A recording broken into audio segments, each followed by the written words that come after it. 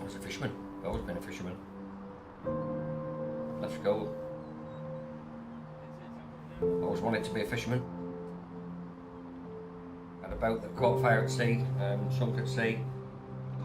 Got a hull, and we built a purpose-built boat that was specific for the job that we were doing, that could be operated by 2 men. New life, Lockhead. It's got a boat. Okay, new life. Yeah, if you want to make your way through to the lock, Rebecca M's in the lock now, you're on the west side steps. We'll just wait for the water while you're in the lock. Yeah, great. See you shortly, thank you. What is it called? Called Free Spirit. A bit like us, really.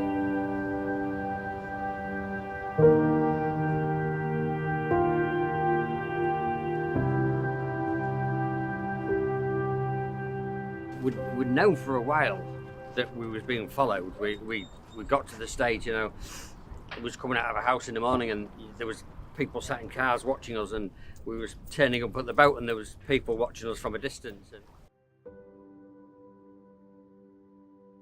it was just a perchance meeting. We were sat in a local pub one day having a drink. It was a pub that was on the dock, and we just sat there having a drink, and some Russians came in, carry a bag full of fags. It was like, anybody want to buy any fags? So we were like, yeah, we'll take them.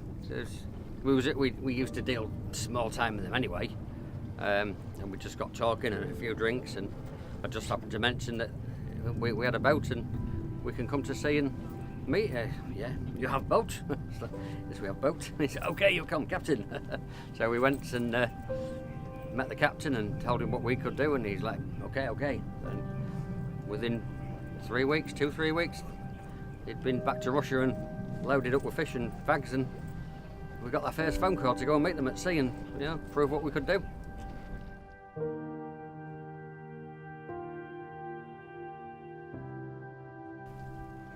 It was the day itself when we sat up in the morning. It was very similar to this. It was overcast. It was windy. There was a gale force 8 forecast. In fact, 12 years ago to the day, yesterday, is when it happened. And when you get outside the river, this is nothing. This is nice and calm. Out there, it was horrible. It was rubbish.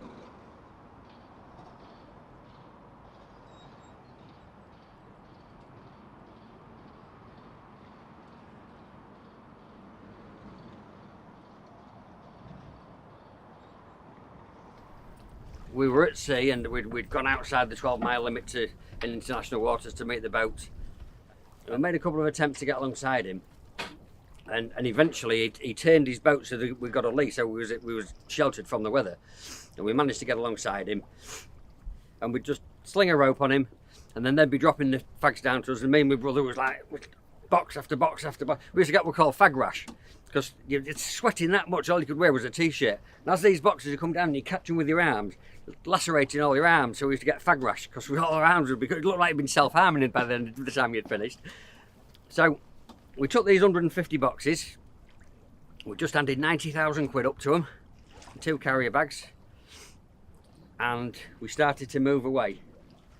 And then all of a sudden, over the radio, a standby boat called, and he said, customs boat, this is the such and such standby boat. Are you on this channel? And this customs boat, he went, yes. But me and my brother were like, fuck. So then the standby boat said to him, oh, what's your intentions? Are you on exercise? He said, oh, no, we're just on patrol. And we're like, you're not on fucking patrol, mate. No, you're not. Mate was like, right, let's get the fuck out of here quick. And with that, the Russian, you could hear his engines kick into gear and his revs, and he was like, and off he went into the distance. So all of a sudden, in the distance, we see what we called his Christmas tree. It was his light configuration on top of his bridge, and you could see. And I said, the bastard's there, he's fucking there. And he's like, and my brother's like, fuck, he's coming. You could see him in the distance catching us. So we rung it on full, set it going, and we're like, what do we do? I was like, we've got no choice, we've got to chuck them over the side. We're like, fuck. So we're going about 17 knots head into it. There's fucking waves crashing over the bow, soaking wet. We're getting chucked all over, and we're stood there. And we're getting these boxes, and we're like, £500, £500, £500. Every box was chucking over, £500. We're like, bastard. We had them down in the fish room. We had them in the cabin. We had them fucking everywhere. We had them on a deck pound. There was boxes everywhere. Anyway, we got the last box thrown over. So we got inside and we just kept going and going and going. And then with that in the distance, we could see their small boat. He'd launched his small boat and he came coming alongside us. And he kept signaling us. He was like, ah, stop. And I was looking out the window. I was like, ah, all right, hey, all right. And our kid's like, what's he doing? I said, oh, I think he's waving to us. Like. Then it came over the radio. There was like, you know, the free spirit. It's the customs cutter vigilant. Please stop. And we're like, fuck off. Fucking stopping, you daft cunt.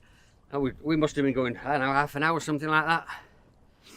And we thought it was a joke. We was like, well, have we got enough distance between us and the fags now? And we're like, yeah, I think we had it. So we said, oh, should we stop? Can't get us now. You know, we're fucking miles away from the fags. They can't get us. So we eased it up. With that, the SWAT team, well, it looked like a SWAT team. There's one fucking fat man and bits and pieces. And as we're looking around, there's a plane and he's swooping across our bows. What the fuck? And there's a customs boat behind us, a customs rib alongside us, there's a fucking plane swooping across our bows. We're like something out of a James Bond movie. Crazy, absolutely crazy. And then they'll come aboard and they're like, right, you stand there, and we're like, what are you on about, you fat bastard? I'll fucking stand there. Who the fuck do you think you are? And he's like, we're arresting you on suspicion of this. I was like, get off, you soft cunt. Like, go on, fuck off. And this is how it went. And he was, you can't talk to me. I said, I'll fucking talk to you how you want, mate. I said, and this is how it kept going. And it was just crazy. And then he was like, what's your name? I like Mickey Mouse. And this is how we wouldn't tell them anything, and they searched the boat. Then they saw a couple of boxes in the distance, decided that those fags had come off us. No proof, absolutely no proof whatsoever. And that's just what changed their life completely from that day to this. The punishment didn't fit the crime. At the end of the day, it was nothing more than tax evasion. What was the sentence? We got 9 months suspended for 2 years. And by the time they'd finished, they took £500,000. Did you not think of your family? It was only ever about the family, really.